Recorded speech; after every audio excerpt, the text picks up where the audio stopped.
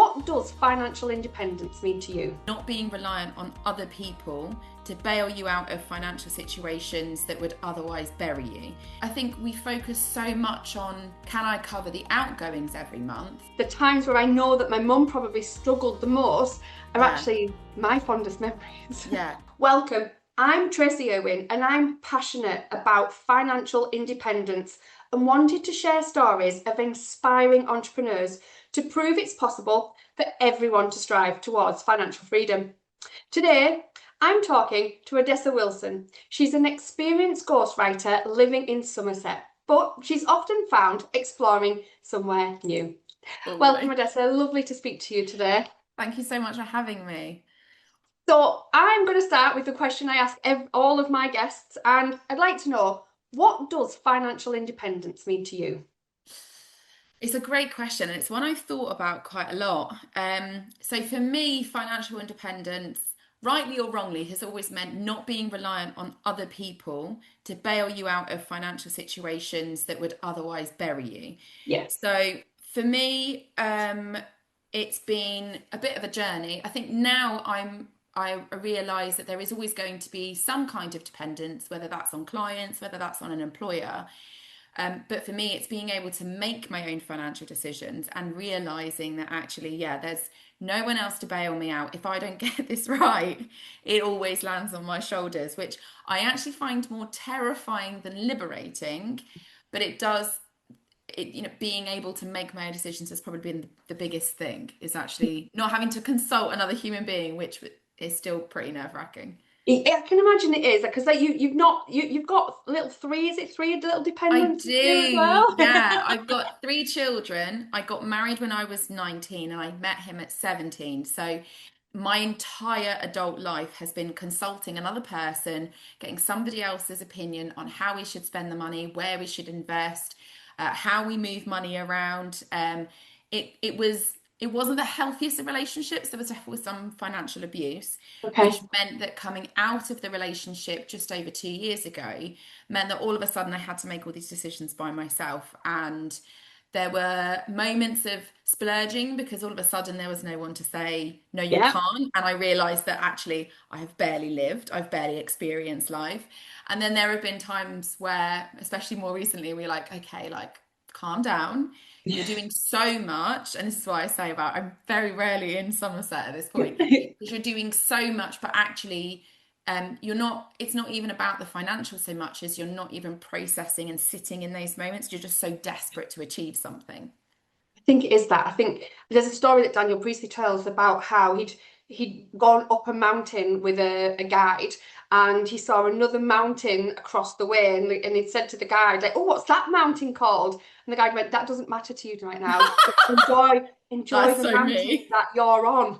Like, and it was like, that is what we do, isn't it? It's like we're always Yeah. striving for the next result. And I did the same as you, by the way. So like, I was a single parent at 19, and I'd always had Wow. financial independence because of the plight that my mum went through, because I was scared of Right. turning in, like, finding myself in the same situation as Yeah. her. But actually, when I started the accountancy and I started to make money, I spent it. Like Yeah. literally, like on experiences. It wasn't materialistic, Yeah. it was just experience, because I Yeah. think when we've been in this box that Yes. of like scarcity, Yeah. that suddenly that first thing, isn't it? Mm. It's to Yeah. splurge and to Yeah. like I want to live this life now. Yes. I've realized I have one. Yes, absolutely. And I think what's interesting is when you look at your financial past in terms of the example that your parents set, quite rightly, it shapes how you spend your money. So my parents were very much, they were always sort of balancing cards from one to another. And I know a lot of people with big families, because I'm one of five, were doing the Okay. same. They did the whole endowment policy thing. They did all of the my dad affectionately called it tarting the money around. It was always one card to another and kind of shuffling things around. And there were times where they struggled, especially when they had their fourth child, and there was quite a big age gap. So it was about 10 years between us. Okay. And suddenly we'd gone from my mum making everything from scratch, going to Waitrose on a Friday night, to suddenly having those little potato smiley faces. And I remember, and I feel so horrendous now as a parent. But I remember saying to my mum, like, what is this? What is going on? Like, you feeding me? We all sat there. I remember my dad led the conversation going like standards are really slipping. But it was even when they struggled, we still always made time for a holiday. I think my parents had got to a point where because they're religious and they kind of believe that end of the world is coming and all of this kind of stuff, it was very much like you can't bring your money with you. And I know from a left cultish background that most people are kind of, well, you can't bring it with you, you're only passing it down to the next generation, so live well. But I think there always needs to be this balance of living well and enjoying life now, but actually making sure you can see it through to the end rather than hoping at some point that, like one of those cartoons that tomorrow the piano will fall on you, but today we'll spend all the money. And I think it's Yeah. really difficult to get that balance right. I think it is. I think that's a balance that most people struggle with. Like I've spoken on this podcast to a gentleman who actually helps people to understand like how much money they've got life for the rest of their life. Like when he helps them to work out when they will run out of money, Oh, not because he wants to scare them, because yeah. sometimes it's just about awareness. Like Yeah. sometimes we just don't know. It's like, well, Mm. do I do this? Do I do that? And like I went on the money mindset journey purely because I was concerned that as an accountant, I'm good with money, am I? Yeah. I hadn't thought about my future self, like in Yeah. my 20s and my 30s. And I was Yeah. like, oh, I'm 51. Like, why didn't I look after my future self Yeah. better? And that's what triggered my money mindset journey. Yeah. And I think there's lots of people who should know better because that's how Hmm. I felt. I was embarrassed because I should know better, Yeah. but I Mm. didn't, and Yeah. I didn't, and it's kind of like when you've got divorced and you suddenly become just you as a Yeah. person, like when your money decisions are just yours alone, Yeah. that's quite a big responsibility. Massive. And I think it wasn't even so much that I suddenly had to make the decisions. I feel like there's a big difference between suddenly having to make decisions and never having made an independent decision. Yeah. So, like all of it, if you were always involved in these conversations, but you were still able to make have some autonomy, then you've done a bit of it. But I had never made a financial decision without having to put together, for want of a better word, like a presentation or like a proposal together. And Okay. then he would often say, oh, you haven't researched that properly. I'm sure I can find it cheaper. And then it was always undermined. So it's not even that they were always joint decisions. It was that any suggestion was then undermined. So now I don't trust myself with those decisions Ah, either. okay. And then I think we focus so much on, can I cover the outgoings every month? And I got to a situation, thankfully, where my business now meant that I could afford to move out. But then it's very easy to go, right, I need that chunk of money to put into a deposit for a rental. And then you're like, but now that's £1,000 I don't have for my tax bill. And then you're like, and it's very easy to get very overwhelmed. It is. As an entrepreneur, we have so many different pots that we can rob Peter to Yeah. pay Paul from. And it's understanding, isn't it, about where our money should be going. Yeah. I mean, you probably I teach that anyway. So it's kind of like you've kind of just prompted that. But I teach of how to pay yourself first. So to understand how much should be in the tax man, how much you need Yeah. to, how many clients you need to generate what you Yeah. need to live off. That's kind Yeah. of like the most important thing, especially when you are on your own and especially when you've got dependents. Because I remember, I feel like when I started my business when my daughter was 8, Wow. and I remember thinking, this isn't just my roof I'm risking, it's Mm. hers too. And I think that gave me Right. drive. Like, do Yeah. you feel like you have more drive because you've got 3 dependents, I only had Yeah. one. Yeah, I think it's interesting. So mine's kind of twofold. So because I left the religious cult that I've been brought up in, which kind of coincided with getting the divorce, I no longer have any access to my family at all. So we aren't allowed to Okay. speak. It had already deteriorated anyway, but it got to that point where we weren't really talking. So it's kind of, for the large part of it, it's kind of like no life lost. But it's that whole thing of, I know because women don't leave. In the religion that I was in, women don't leave. Right. Okay. And divorce isn't recognized. And you're expected to be submissive and quiet and all of the things. And so for me to leave my husband was a massive thing. It sent ripples across the family, across the community. For a while, when I was more open talking about it on LinkedIn, I had lots of people viewing my profile. They suddenly jumped on all social media accounts because everybody hungrily ate up what was going on in my life and Oh, how it was falling apart. So the first thing for me is I have a huge audience of people who want me to fail, who genuinely believe because I'm not living in according to everything that their religion says, that at some point it will look like it's fine and then all of a sudden it will fall apart. So I have people genuinely expecting and kind of hoping that I'll fail oh, because by being out of the religious group, you're supposed to kind of struggle and that brings you back. So everyone's like, oh, she'll struggle, then she'll come back. And I'm like, I absolutely can't. But it is also for the children. So their dad has, because he stayed in the faith, rightly or wrongly, there's a lot of diplomatic situations going on.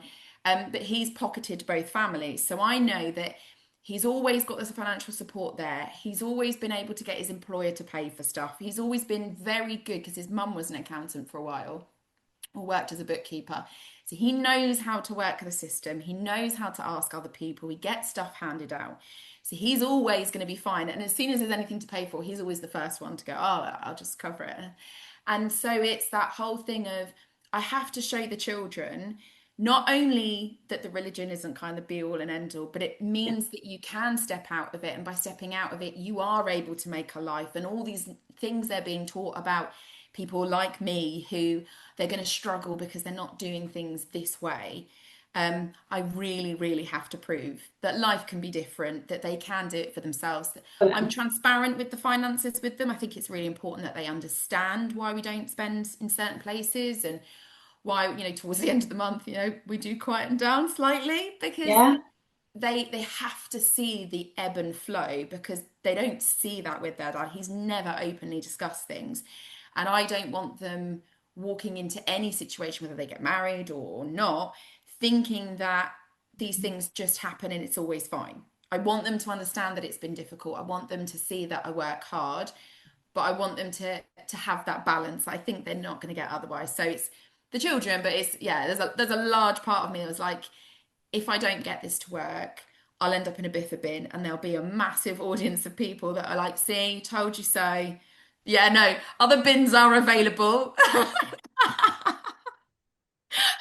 Oh, I have so many questions, by the way. But first of all, I want No, to say go for it. I'm sorry that that happened to you No, because no, it's I have fine. my own religion, which is a much kinder, Yeah. inclusive. Like I've been brought up religious, and I'm thinking Yeah. that's two totally different sides of the spectrum. I'm Yeah. like, like my mum is very religious, but Right. she's a divorcee. Like Right. there's nobody like shooed her away. This like for me, I was like, I'm so sorry that Thank you.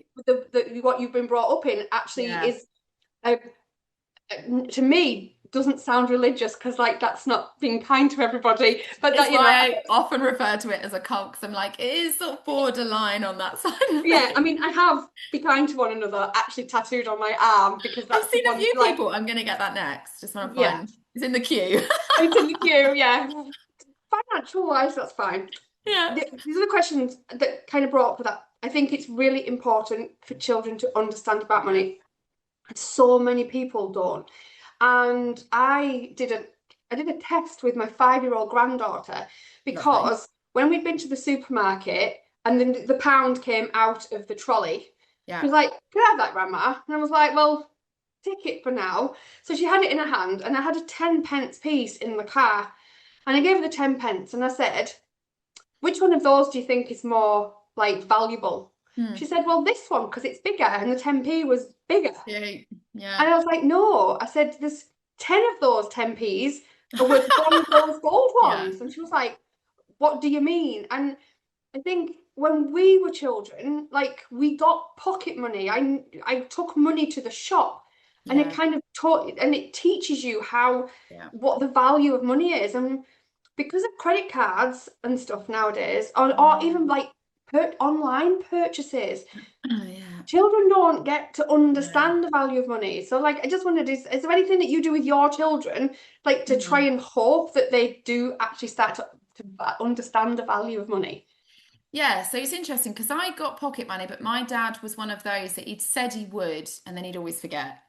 Okay. And of course, now nobody carries cash, which is half the problem. So I remember I did an exercise with all three of mine where I laid out, I don't know how I had them all, but I had one of each of the coins and I asked them to put it in order of value. And I think because it's so much of a part of a conversation. So, like if we go on holiday, like we went to Venice a couple of weeks ago, I gave them each a €10 note and I said, right, this is yours to spend. I told them they were going to get it at the beginning of the couple of days that we were there so that they could think about it and they could start eyeing up things and working out what they cost. And then it's funny watching how each child chooses to spend that money They're as all well. different, aren't they, as So well? funny. Are you working harder than ever, but feeling like you're getting nowhere? You're not alone. Most business owners I speak to feel trapped in their own success, working 60 hours plus a week, missing family time, and honestly, they're not even sure why they feel so stuck. They just know something needs to change. If this sounds familiar, I've created a quick quiz to help you find out why you feel stuck in your business. It takes only 2 minutes and I give you clarity on exactly what's keeping you trapped and, more importantly, how to break free. The link's in the description, so why not take it now? My middle son, we talk about it quite a lot, and he's always thinking, well, if I buy this, it's quite cheap, and then I'm going to have money left over, and then I can spend it on something else. So I Yeah. can have the permanent thing, like the little knick-knack that I buy, but I can also have a sweet or something at the airport. My daughter spent most of it on a little pocket wallet, which bear in mind she never gets pocket money. I was a bit like, oh. And then my eldest was like, well, you're always spending money on us. I'm going to save it right up until the last minute because I'm sure we're going to need it when we get to the airport or something. And he was dead right because we had a 14-hour delay and oh my God, another thing. But he was like, I'm going to spend my money on a pot of Pringles because then everyone can have some. We're going to be here for ages. So it was interesting to see the thought process. But yeah, we talked about what they were going to get. I showed them on menus. We showed them in shops. Then of course it's like a burning hole in their pocket, isn't it? They're just like, I need to spend this money. And I just remember going like, just wait. So, we've had the conversation when I was going through the mortgage application. We talked about preparing all my accounts and what they needed to have and how it works every month and why I've got different savings accounts for them. So they wanted animals, and I said, right, well, that's to come out of your pocket money. So I said, you have to rehome them. So it's like, well, I'm going to get this one because this is probably only 70 quid hamster. And then my daughter was like, well, technically, these are being given away for free. And I was just like, damn it. So I was like, but you're gonna have to pay for something like my diesel to go up to Bristol to go and get the flaming rabbits. It was just, but it's interesting how they all kind of reasoned and rationaled out. But one of my middle son, who is the happiest to spend his money, but I like to think he thinks it through, then turned around and was like, well, I'm going to get a snake and I'm going to spend all my money on the snake. And because it's mine, you can't tell me I can have it. I was like, can't have a snake in the house. I think by the sounds of things, your son's going to be your middle son's going to be an I entrepreneur. think I think And so. the way his mind works about saving some for something else and then like saying, Yeah. well, it's my money, so it's Yeah, mine my type thing. eldest won't spend. Like he's pretty good. Like he gets cash from the other side of the family, and he starts bringing it over. Because what he wants to do is he wants to be able to walk to the corner shop and buy milk when we run out. Seldom, but we do Oh, sometimes. So that's really he's only interested in contributing right. because he's Okay. like, I have everything I need. So this money can be used better here because at dad's house, like he wants me to buy stuff with it, but we could go out and do something with it because I'm very much more let's have an experience rather than let's just Me accumulate. too. So it is sometimes worrying watching them. I was just like, I recognize all of these things. Well, that's it. So, like, I always lead with the fact that, your 7-year-old self is what makes business decisions for you every day God. if you're not aware of that. So it's Yeah. kind of like looking at your 7-year-olds, like I mean, that nurture story of your youngest, that's absolutely like, it fills my heart back because it's like to want to contribute towards his family Yeah. is really sweet.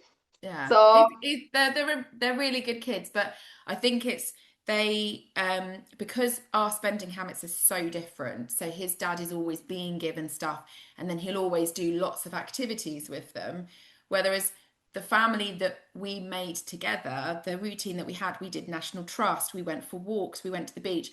most of what I spend money on is edible. I'm not going to lie, because I like food. And when you're with small children, they always need to be fed. Yep. So we tend to do more of that than go and take them to the trampoline park and go and do stuff like that. And it's amazing how quickly they get bored of those things. So again, it's teaching them that, okay, yes, it's only a piece of food or whatever, but we're all sat and we're talking. Like there's so much more to that experience, and trying to somehow get into them that you don't have to spend money to have a good time. But of course, when I don't have them, that's precisely what I'm doing. Yeah, I see that. It's like, yeah. Yeah. When when my mum actually became a single parent herself, Right. we had no money at Yeah. all, but I remember those years with the fondest of memories. Like, Mm, I do not see myself as a deprived child at no. all. And I didn't go abroad until I was 8, and that was with my father. Right. He took me, but my mum, like, we didn't have big lavish holidays. But I remember the days we had this game, right? And she used to put me and my brother in the back of the car, and we'd get to a junction, and we'd each take turns in saying whether we're going left, right, or straight Nice. ahead, right? So it was like we were choosing where we were going. Yeah. Now, as an adult, I realised that mum would pick her turn when it was an important junction to say, it's my turn now. So we would end up where she actually was going to send us in the first place. Nice. Get that as an adult now, but as a 6-year-old child, I did not think that. I thought me and my brother were in charge of choosing where we ended up for the day. Cute. And my mum turning that into a game has given me so much fond memories of Yeah. those times, because actually I got it to myself. Like, Yeah. and that sounds really strange. And that's when I was a single parent for a long time, I kept thinking it wasn't too bad, because I remember fondly that I got more of my mum's time and attention because Yeah. it was only her. And I Yeah. think I used to think that when my daughter was younger, I'm like, well, maybe she feels like that too. Maybe she feels that and we did. Like, I didn't get married until my daughter was like a teenager. So there's a Right. long period of time where there was just the two of us. Yeah. But yeah, it just seems really strange that the times where I know that my mum probably struggled the most are Yeah. actually my fondest memories. Yeah. And I think it like I like they are fully aware that I go and I do things and I say things. And I think, as somebody who's always been confined to a house, and I really hate staying in, it means that the weekends I don't have them, I'm always out traveling Yes. somewhere else. I'm always going to see friends, because when you're in a serious relationship, for the most part, it's you and that person against the world. And I used to think that was such a lovely romantic sentiment. Now I realize that that's actually awful, because you stop connecting with other people, you stop having those experiences. I went to France last weekend. I stayed with a friend who I'd met as a long convoluted result of an ex-boyfriend that I'd been with. And like, you don't, we were just looked after. It just became part of the family, and you just ate what everyone else was eating, and it was great. And then there are times where, like I said, I took my children to Venice, which it was kind of more their choice than mine. Uh, and it was 33 degrees, and so we spent at least 120 euros just on ice cream, because otherwise we were all going to die. So Yep, of like, it's course. just recognizing that things have to change, and you need a little bit of a buffer, and you need to protect yourself where you can. But I think you can fall very much on being scared to spend anything. And I think that's when you're likely to make your worst decisions, and then being quite okay, but recognizing you can say no to things. I feel like Yes. that to me feels the healthiest, of saying yes to things, but recognizing that, you know what, actually, it's okay, we don't need to spend that, rather than what I've always done with my ex-husband, which I hated, was no, you can't spend this, no, you can't do that, you can't. I'd get a list of all the things I'd spent, and I have to remember how I'd spent it, why I'd spent it. And then you're more likely to splurge, because you're so miserable watching it and feeling anxious, that those little treats suddenly they're a need They now, are a because need. you need a break. And then you're more likely to do it quite often, because now it's only you.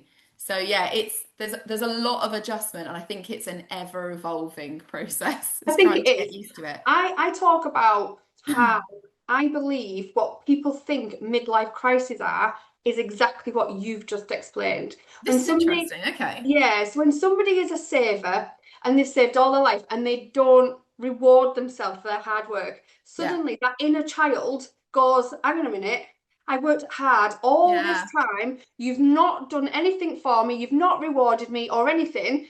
Yeah.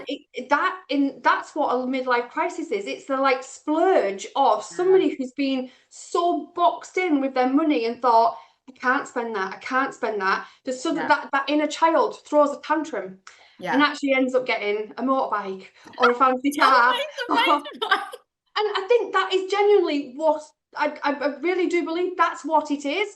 Yeah. And when I'm teaching people who are savers, by the way, Yeah. to be more balanced in their money, Yeah. I say, even if you've got no money, hardly at all, just take £40, £50 and Yeah. take yourself out for dinner.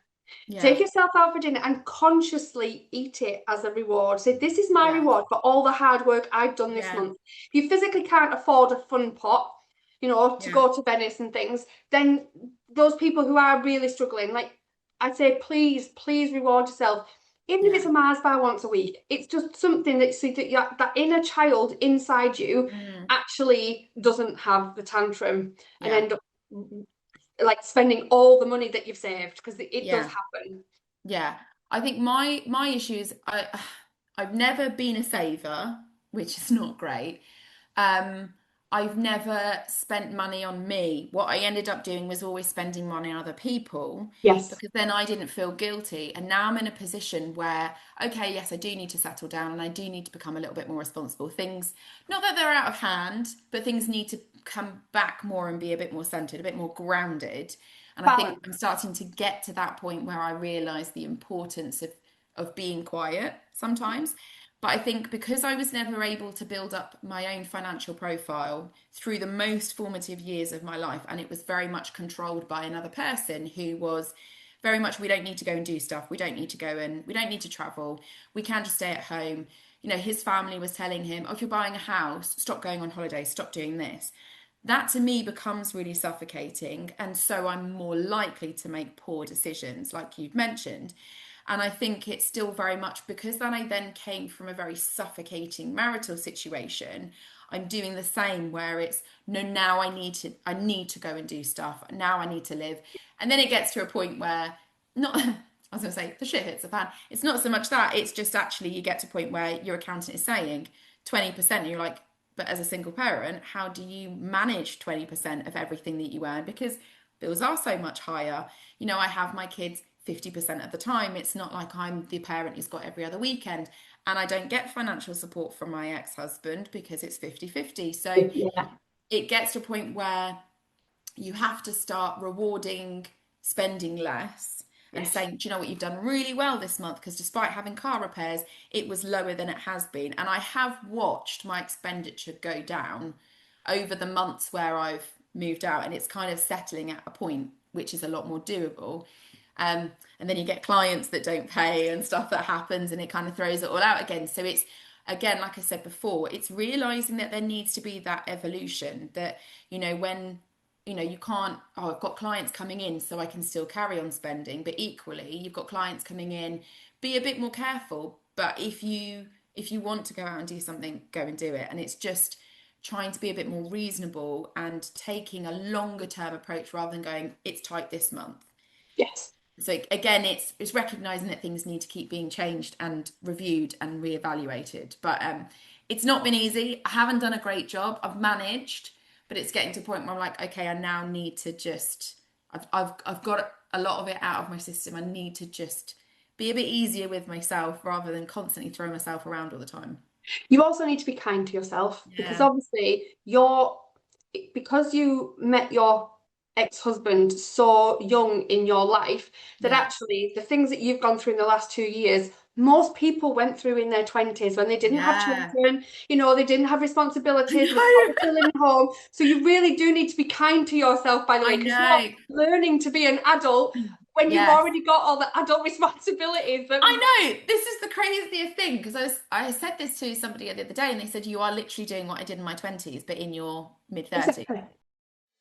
Your business is successful, so why do you feel so miserable? Here's the thing, success doesn't always automatically equal freedom. I see profitable business owners every day who can't take a holiday, who can't switch off, and they feel completely overwhelmed by their own achievements. Sound familiar? Well, I've created a simple quiz that pinpoints exactly why you feel stuck in your business. It will give you the clarity you need to move from being trapped to being free. Why don't you take the quiz now? The link's in the description below. And I wrote a post about it earlier this week about being the most adult in the room. You know, like you always go, oh, you look older and more experienced. I'm going to ask you this question because you look like you're doing this well. And it's when you speak to other people that they were like, I did that after my divorce. And yes, okay, you're worrying about your tax bill. And yes, you're worrying about this, but it will all sort itself out. And it's kind of being somewhere between being too kind to yourself and being too harsh. You've got to Yes. kind of find that medium with, okay, you've needed to do this. And by doing this, you're putting yourself in maybe a slightly different situation because I don't really want a motorbike. No. So I just like to Spain, Odessa. Like I want to literally. go and do other things. Got like move to Spain, you mean? Yeah, do you know it's on my list? The kids are all like, as soon as we get to 18, can we move to Italy? And you know, when you start talking to people, and like, I sat on the train with a lady on the Eurostar, and she said, "Oh, it's impossible for you to move abroad now." And then we sort of briefly spoke about it before, and I was like, "Bugsy, I'm not telling the kids." It isn't. That's a It's not limiting belief impossible, of but her. Because yeah, actually, as an entrepreneur, it is much easier to move abroad than it is for somebody who is an employee. yeah, So there is things, and it's about. I mean, you've created a life for yourself with what you do as ghostwriting that you could actually yeah, work from wherever you want in the world. So it yeah, isn't that's her limiting belief. That's not yours. yeah, So but yeah. So let's move on to yeah, how do you as a ghostwriter, they're big projects. Like they're projects that so like how do you balance that making sure that the income is still coming in yeah. when you're actually like you've got this balance of being independent, like having the children, and then actually taking on new projects to make sure you've got enough time to do the work and actually Yeah. bring the money in at the same time. Yeah, so it's I remember, and it's interesting when you look at your mental capacity because I remember being with my ex-husband. I only had 5 to 6 clients. I thought I was drowning. I was working till 2 in the morning. I had no time to do anything. I was networking. I was having back-to-back calls. It was absolutely crazy. And then when I'd actually decided that I needed to get myself in a position where I could leave, and I moved out, suddenly my work doubled, if not tripled. I had, I work with roughly between 10 and 15 clients on various different projects. Most of them are retainers Oh, because it's that's good. helpful for everybody. Yeah. Um, but it's also looking at, okay, these are how many clients I've got. This is how much okay, so working out, as you said before, how much do I need to earn? This is my base level of bills. It was the scariest, most adult thing I ever did. I think it was towards the end of last year where I actually sat down and I went through all of the accounts and I was like, what actually needs to come out every single month? And I know that feels so late after almost 2 years of being on my own. But it was more that my initial thing was just get every piece of work that you can, just take on every single client. And the market has shifted since Trump came in, where the pipeline takes longer to develop, longer to mature. So Okay. recognizing that you are going to have to do more outreach. I've always had referrals turn up when I've lost a client, so I've pretty much kept myself at a balance. But it's, my onboarding process was never that long, but I now actually have the headspace to do it. Whereas Okay. before I'd kind of overcooked it and I thought it was going to take me a week and stuff like that. It doesn't. It's amazing when you're in control of your own time, of your own energy. If I want to work on the weekend, I can. I don't need to feel bad about it.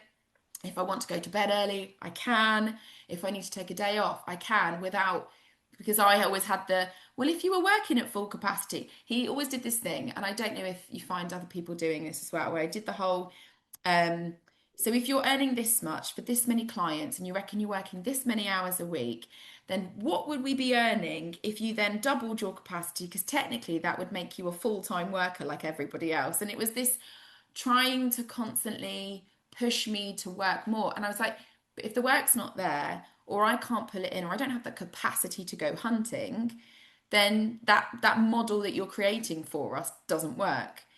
And it was one of the last financial conversations we had was quite funny in hindsight, where he said, "We've never had so much money between the two of us now. We could have such a great life. Why is it at this point that you're leaving?" And I'm like, "Why do you think I'm doing so well? It's because I want to leave." How But unaware was he?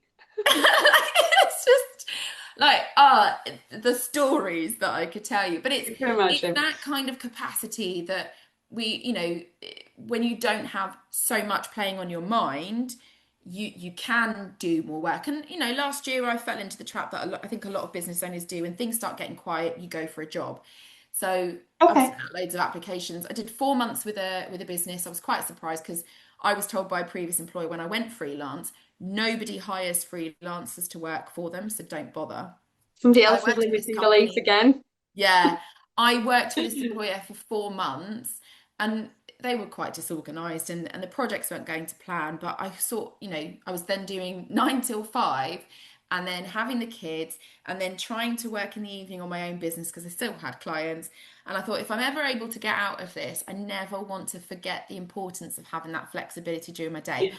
I could do more networking calls, I could find more clients, but this is what makes my life better than some of the employed friends I have who say that they never have time to meet up with a friend other than the weekend, and they can't go out to the beach if they feel like it. I mean, I don't do that so much now, but it's actually realizing that there needs to be a balance. There's only, you can earn so much and it's really important, but actually you still need to have, I've taken it for granted, but like you said, after the 2 years I've had, after the 16 years of my life where I've lived in this very chaotic and abusive, controlling situation, I really just need to afford myself as much time as possible to work out who I now am, whether that's financially, whether that's as a business owner, whether that's as a person.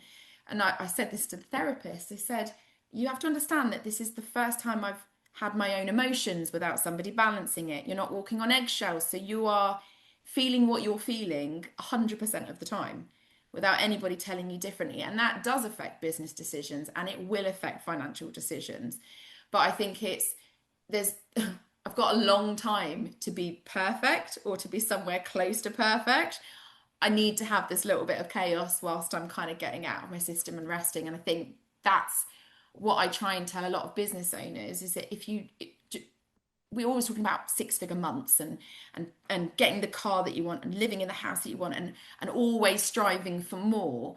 We don't recognize or respect that times in our lives we just need to be content and we just need to cover what we need. We just need to be at a level where I'm covering the bills, don't have a lot extra, still living life, but I need to just rest. And I think that financially has probably been the most important thing of recognizing that at some point you just need to take some of the pressure off somewhere, and growing the business sometimes is where you need to stop.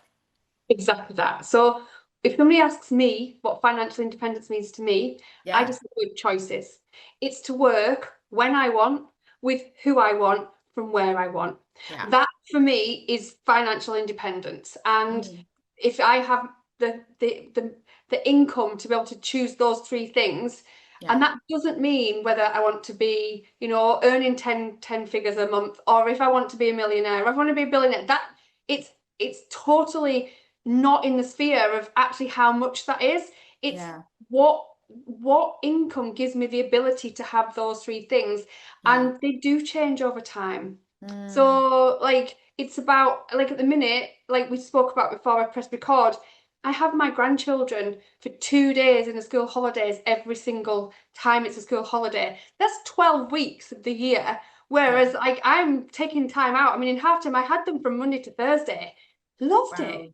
well, Loved it. And that yeah, flexibility for me is more important than what my turnover says yeah, on my balance sheet, on my profit yeah, and loss. So it's kind of like It is having life is it's always changing, and Yeah. what we strive for in one part of our life isn't what we strive Mm. for in the next. So Yeah. it is, and something that you said that was really interesting. It's about knowing, learning who you are now, Mm. because actually, as especially as women, and Yeah. I know I'm taking up half of the population, but No, they especially understand. They're much more understanding we give them credit for.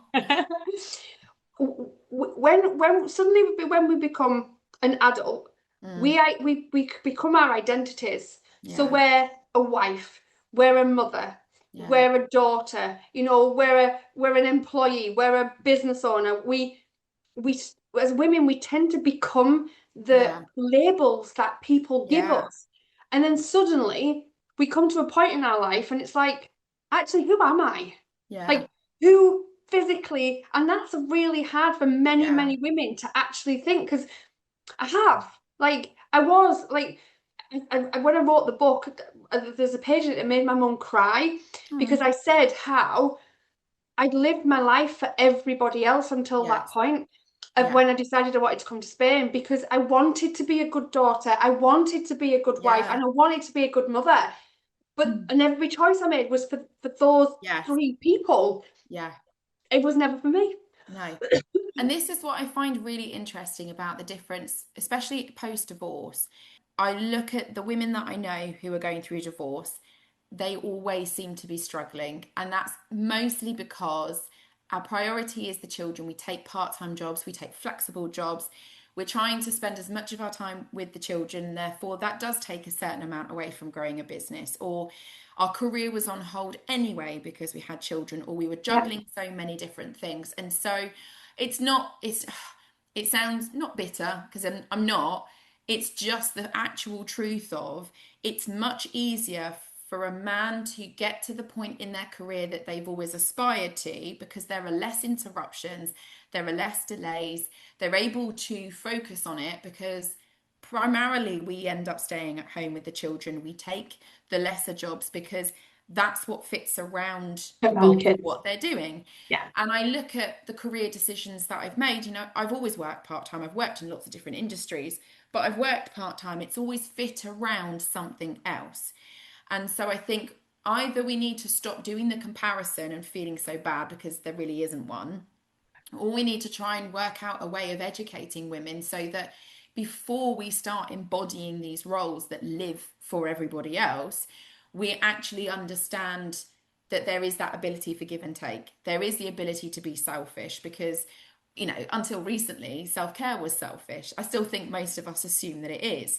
So I'd love to see younger women coming through the system recognizing that, okay, it's that whole thing of you can have it all. Actually, we don't have the capacity to have it all. Men don't have the capacity to have it all. That's why No. they focus on their careers and they're able to slot pickups around their 9 to 5, whereas women give up the 9 to 5 for pickup and drop off, or, they use their lunch break and stuff. I feel like there's a completely different shift in our careers and how we're able to manage post divorce, and that massively impacts the finances. It always will. And I think I'd like to see more of a positive message, but I would like, and I know that there are women who do this, but I'd like to see more women talking through that because it's like being electrocuted when you leave a relationship where you've done all of that together. You've suddenly got the shock of coming out and doing it by yourself. And I'd love to see more programs that actually help women through that slightly more traumatic period Mm. because you do make some really awful decisions because suddenly you've got to, and Yeah. either you stay quiet or you end up in splurging. And I'd love to see more of that being a conversation, I think, Nice. because it's Thank such a you. shock. It is. I think it is. Like, especially when it's been a long time. Like, if Yeah. you, I mean, like, I wasn't married for a long time, by the way. So, Yeah. like, mine was like just a chapter of my life. I'd been a single parent mo for many more years than I was a married woman. Wow. So, mine was a little bit backward, but I know that's not the norm. So, it's kind of I that. don't know So, if there is a norm anymore. no, I don't think there's a norm anymore I either. I I haven't had an adult life on my own. My entire adult experience has been shared conversations and compromises and stuff like that. It's never I've had autonomy in well, I'd actually say probably in the last year, because then I was in a relationship after that point where I tried to do the same, of trying to make those decisions together, because you think that's having a relationship. It isn't. And when No. you're not living with each other, you don't need their input.